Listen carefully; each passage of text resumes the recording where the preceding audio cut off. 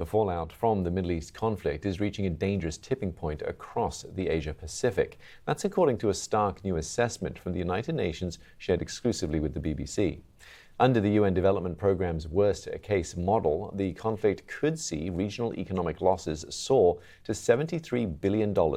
As economic pressures mount, it's estimated 9.5 million urban residents could be pushed into poverty.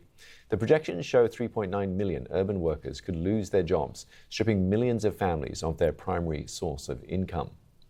Well, for more on this, we can speak exclusively to Kanni Wignaraja, a UN Assistant Secretary General and UN Development Programme Regional Director for Asia and the Pacific. She joins me from Bangkok. Kanni, good to be able to speak to you about this today. But first, I want to get your reaction to these fresh strikes by the US after a brief pause in fighting.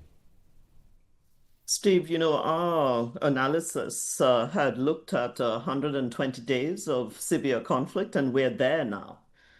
So we had hoped that the lull that we had seen just in the past few days would actually hold, because already this is going to be about an 8-9 month period of recovery, while our economies in the Asia Pacific have taken a big hit. If you look by end of this year, as you saw in our report, that's a $73 billion loss in GDP, and in urban areas.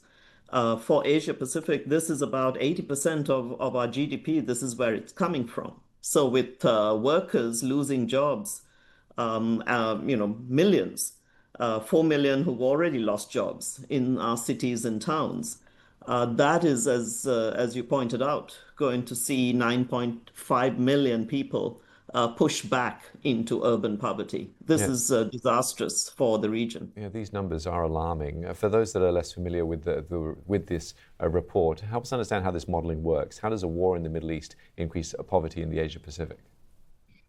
Well, we followed 3 shock transmission routes: fuel, food, and then the fiscal shock that comes with the inflationary pressures. This is no longer a shock in the Middle East. This is a global shock. But because of the exposure in our region, I'm just coming after visiting some of our Pacific Island countries, speaking to the prime ministers there. The level of fuel export and food import, dependency is so high that this is an immediate transmission belt. But even in countries like Laos, Myanmar, Philippines, look at what has happened with diesel prices already that are over 100% increase. So it is an immediate shock that's transmitted to our economies. And does this modeling include the possibility of the conflict spreading? I mean, we've been reporting today that the US and Saudi Arabia have been hitting targets in Iraq.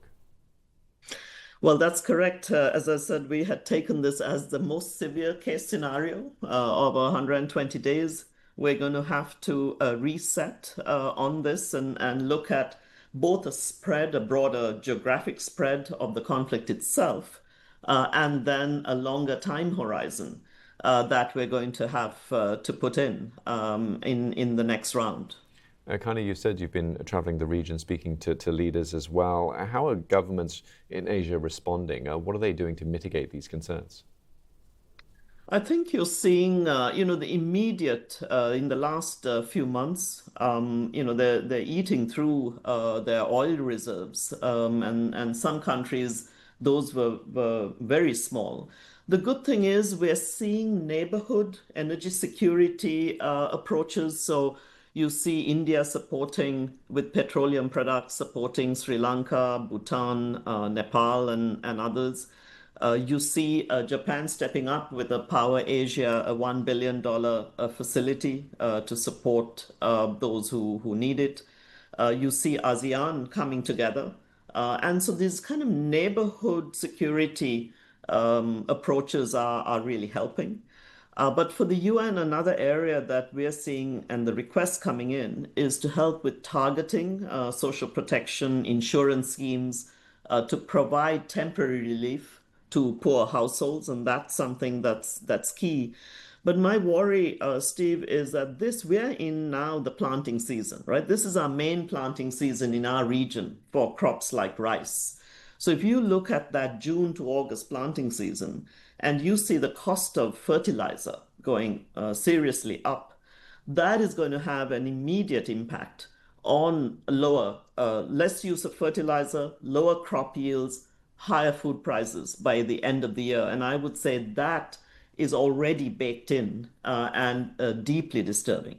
Yeah, certainly is a sobering assessment. Thanks very much for that, Kanni. Kanni Wignaraja, UN Assistant Secretary General and UN Development Program Regional Director for Asia and the Pacific.